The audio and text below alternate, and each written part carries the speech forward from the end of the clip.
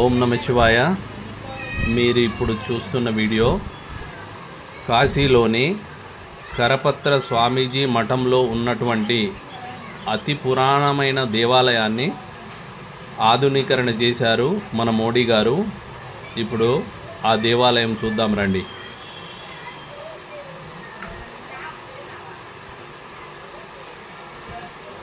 ఈ దేవాలయం అద్భుతమైన శిల్పకళా ఖండాలతో తయారు చేయబడింది. అత్యాధునిక పద్ధతులతో ఈ దేవాలయాన్ని రూపుదిద్దారు. చూడండి ఎంత అద్భుతంగా ఉందో. ఈ శిల్పి, ఈ తయారు చేసిన శిల్పికి చాలా ధన్యవాదాలు తెలపాలి. చూడండి, ఈ లింగం కూడా ఎంతో మనోహరంగా ఉంటుంది. చాలా ప్రశాంతమైన దేవాలయం ఇది. ఇది మణిమందిర్లో ఉంటుంది.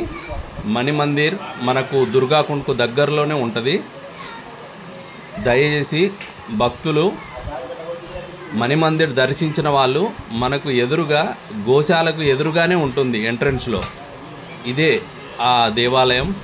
తప్పకుండా దర్శించండి, చాలా బాగుంటుంది ఈ దేవాలయం. శిల్పాలు చూస్తే మీరు కళ్ళు చెదిరిపోతాయి, అంత బాగుంటుంది ఈ దేవాలయం.